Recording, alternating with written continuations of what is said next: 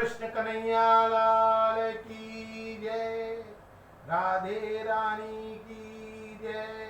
राम कृष्ण हरे राम कृष्ण हरे। बोलो श्री गुरुदेव की जय। आज की कथा सती जी का चरित्र।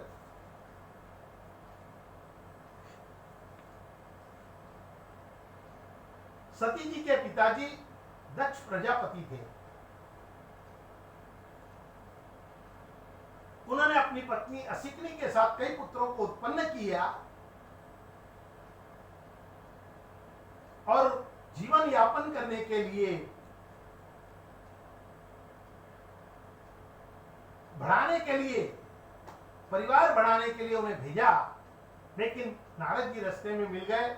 उन्होंने उन्हें तपस्या का ज्ञान दे दिया। वो सभी तपस्या में लीन हो गए, चले गए। सांसारिक सुख भोगने का नारद जी ने उन्हें जो मंत्र दिया कि संसार में क्या रखा है, वो बेचारे तपस्या में लग गए। फिर दक्ष ने और कई पुत्र उत्पन्न किए। फिर संसार को बढ़ाने के लिए वो पुत्र भी आगे बढ़े। फिर नारद जी रास्ते में मिल गए, उनको भी ज्ञान दे दिया संसार में क्या रखा है, सिर्फ भगवत भजन करो, तपस्या करो। वो बेचारे पुत्र भी चल दिए। जब दक्ष को यह बात पता चली, उन्हें बड़ा क्रोध आ गया। उन्होंने नारद जी को श्राप दे दिया। अरे आप तो अविवाहित हो, लेकिन उनकी प्रजा बढ़ाने के लिए, उनका परिवार बढ़ाने को भी आपने मेरे पुत्रों को क्या दे दिया। आप चैन से बैठ नहीं पाते हो, इसलिए आप जिंदगी भर भ्रमण करते रहोगे, एक स्थान पर नहीं टिकोगे। नारद जी ने मुस्कुरा के उस रात ग्रहण कर लिया। फिर दक्ष प्रजापति ने कई कन्याओं को उत्पन्न किया। करीब 60 कन्या उत्पन्न हुई। तो उन्होंने 10 कन्या धर्म को दे दी, 13 कन्या कश्यप मुनि को दे दी, 27 कन्या चंद्रमा जी को दे दी। जो हमारे चंद्रमा के नक्षत्र है ना, 27 रोहिणी नक्षत्र, कृतिका नक्षत्र, पूर्वाषाढ़, उत्तराषाढ़, 27 नक्षत्र उनकी पत्नी है। 27 2 अंगिका ऋषि को दे दी, 2 भूत को दे दी, ऐसे कई दे दी। अपनी सबसे छोटी कन्या जो सती थी, शिवा रूप थी, उसका महादेव प्रभु शंकर, महा ज्ञानियों के ज्ञानी, अहंकार रूपी परम भक्त परमात्मा शंकर जी से विवाह कर दिया। एक समय की बात है, जब रामचंद्र जी को वनवास मिला, लक्ष्मण जी, सीता जी, रामचंद्र जी वन में घूमते थे, तो सीता जी का हरण हो चुका था। रावण ने सीता जी को हर लिया था। तो भगवान शंकर और सती जी वहां पर भ्रमण कर रहे थे। भगवान शंकर ने जैसे ही प्रभु राम को देखा, तो उन्होंने उसको नमस्कार किया, उनका गुणगान करने लगे, उनकी स्तुति करने लगे, राम नाम जपने लग गए। सती जी को बड़ा आश्चर्य हुआ। अरे भगवान कहाँ, भगवान शंकर और कहा ये मनुष्य वेशधारी, साधु टाइप के, मुनि टाइप के वेशधारी, ये दोनों कुमार रो रहे हैं, अपनी औरत के लिए रो रहा है, और इसकी स्तुति भगवान शंकर कर रहे हैं। उनको बड़ा आश्चर्य हुआ, उनसे रहा नहीं गया। बोले भगवान, ये मनुष्यों की स्तुति आप कर रहे हो?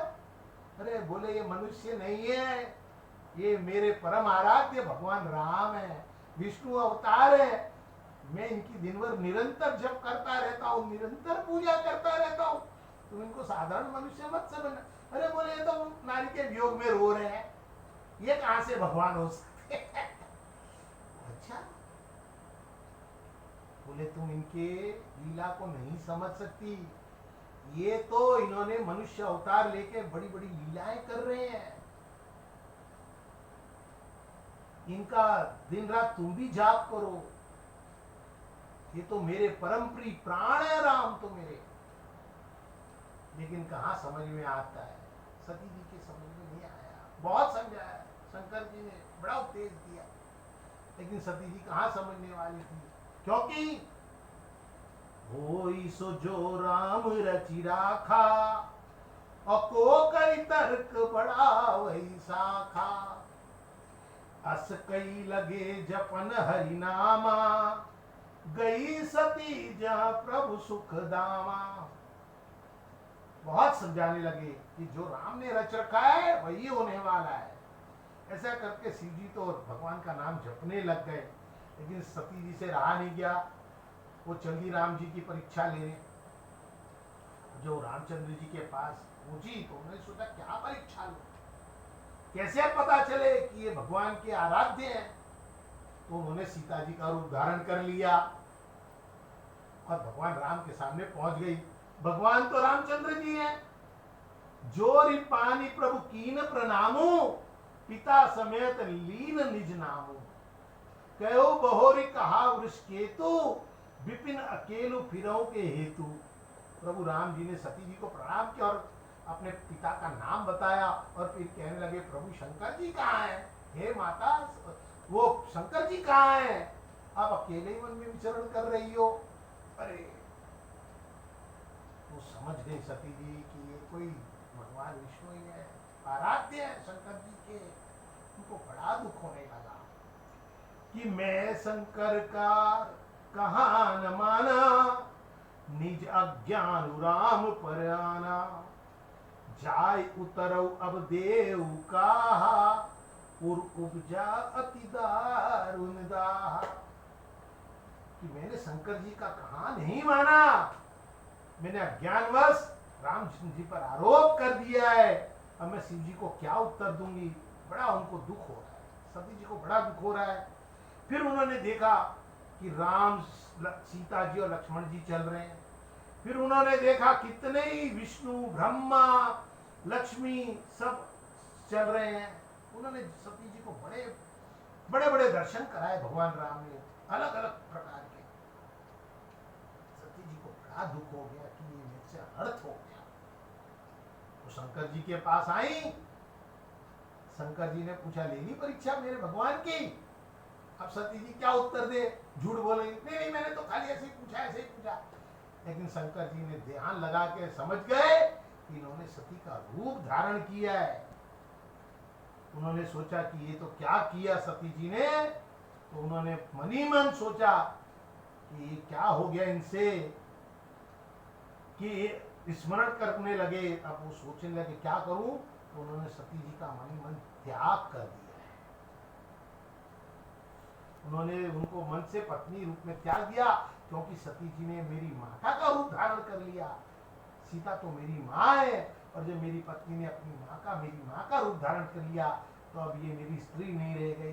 उन्होंने मन ही मन त्याग कर दिया सती जी का, और कुछ कहा नहीं। लेकिन सती जी को समझ में आ गया कि शंकर जी कुछ कह नहीं रहे, लेकिन मेरा त्याग कर दिया है। तो उन्होंने प्रार्थना किया कि हे प्रभु, मैंने बड़ा पाप कर दिया, इसलिए मैं मेरी ये देह त्याग कर दूं, मैं ये देह को त्याग दूं, और शिव जी मुझे हमेशा मिलते रहे। परमात्मा तो कृपा दालु है, शिव जी तो कृपालु थे। उनको ये बात समझ में आ गई। एक समय, कुछ ही समय बाद दक्ष प्रजापति ने यज्ञ का आयोजन किया, भव्य यज्ञ का आयोजन किया। उनमें सारे ऋषि मुनियों, ब्राह्मणों, देवताओं सभी को आमंत्रित किया। लेकिन शंकर जी को और सती जी को आमंत्रित नहीं किया, अपनी पुत्री और दामाद को आमंत्रित नहीं किया। सभी लोग गुजर रहे थे तो सती जी ने पूछा, भाई कहाँ जा रहे हो? बोले तुम्हारे पिता ने बड़ा यज्ञ का आयोजन किया है। सती जी को मन में बड़ा क्षोभ हुआ कि मुझे तो यज्ञ में बुलाया ही नहीं मेरे पिता ने। तो उन्होंने शंकर जी से प्रार्थना की है कि मैं मेरे पिता के यज्ञ में जाना चाहती हूँ। उन्होंने कहा कि बिना बुलाए अपने पिता के भी घर नहीं जाना चाहिए। पहले भी तुमने मेरी बात नहीं मानी और भगवान पे संदेह कर दिया। अब जिद करके मत जाओ। हमेशा जिद करके काम किया हुआ अनर्थ ही होता है। लेकिन सती जी ने नहीं माना। लेकिन इसकी भी एक कथा है कि शंकर जी को क्यों नहीं बुलाया।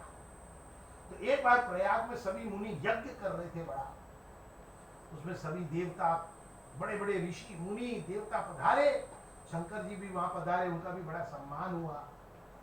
सभी देवता खड़े हो गए। इतने में दक्ष प्रजापति भी वहां पधारे। उनको बड़ा घमंड था कि मैं अधिपति हो गया हूं ब्रह्मांड का। तो सभी खड़े होकर उनका आदर सत्कार कर रहे थे, लेकिन शंकर जी ना तो खड़े हुए ना उनका सत्कार किया।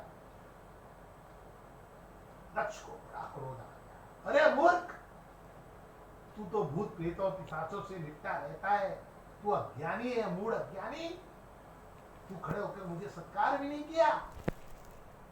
उन्होंने कहा कि इसको यज्ञ से बहिष्कृत कर दिया जाए, यज्ञ में इसका भाग नहीं दिया जाए। नंदी भी वहीं खड़े थे, उनको बड़ा क्रोध आ गया। अरे बोले, तू शिव तत्व को तो जानता ही नहीं है, शिव से बड़ा तो कोई है ही नहीं। एक तो तेरे दामाद और फिर शिव जी, अज्ञान वस्तु ने क्या करा है। तो नंदी ने भी उसको श्राप दे दिया कि धर्म से तो विमुख हो जाए और बकरे के मुख से युक्त हो जाए तू। भगवान शंकर ने नंदी को बड़ा समझाया, अरे ये तो मूर्ख अज्ञानी है, तुमने क्यों श्राप दिया। लेकिन उन्होंने श्राप दे दिया। तो अब जब ये यज्ञ में सती जी को भगवान शंकर बहुत समझा रहे हैं कि अपने पिता के घर मत जाओ, हमको इसीलिए नहीं बुलाया है, लेकिन सती जी नहीं मानी। बोले नहीं, मैं मेरे पिता के पास जाके पूछूंगी कि मेरे आपको क्यों नहीं दिया भाग, क्यों नहीं आमंत्रित किया है, मैं उनसे पूछना चाहती हूँ। भगवान शंकर समझ गए ये नारी नहीं समझेगी, तो उन्होंने कहा जाओ। कुछ गणों को साथ में भेज दिया। सती जी पहुंची तो यज्ञ क्रोध में आ गए। दक्ष बोले, तुम क्यों आई, मैंने तो तुझे बुलाया नहीं। तो उन्होंने पूछा, मेरे पति को भी नहीं आपने आमंत्रित किया, सब देवी देवताओं को बुलाया है।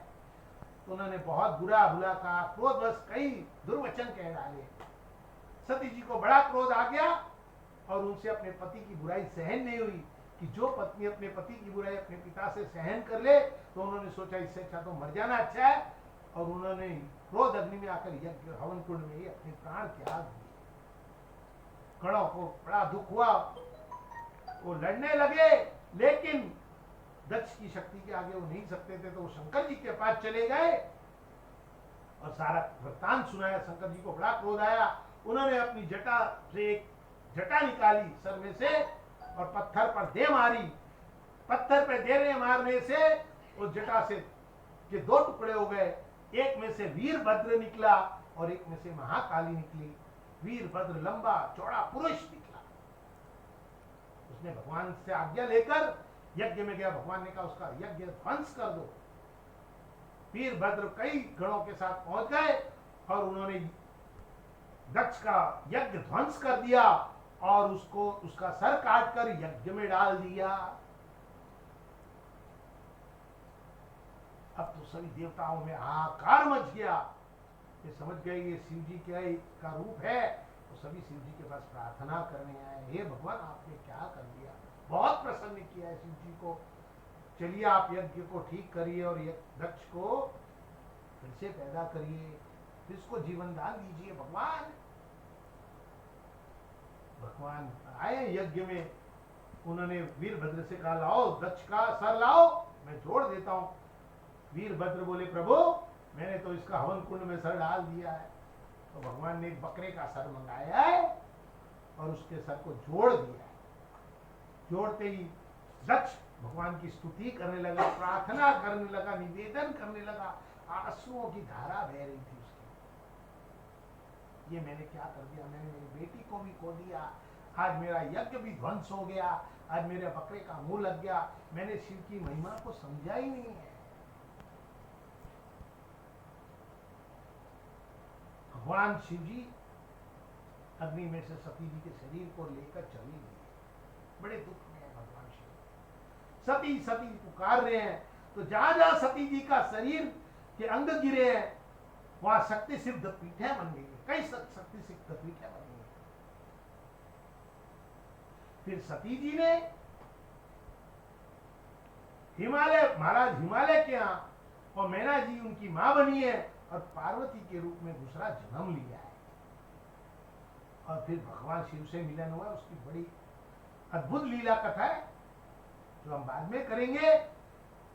तो भगवान शंकर और पार्वती का सती रूप, सती जी ने फिर पार्वती रूप में जन्म लेके भगवान शंकर से मिलन हुआ है। बोलो सती मैया की जय, बोलो शंकर भगवान पार्वती की जय। शिव है शक्ति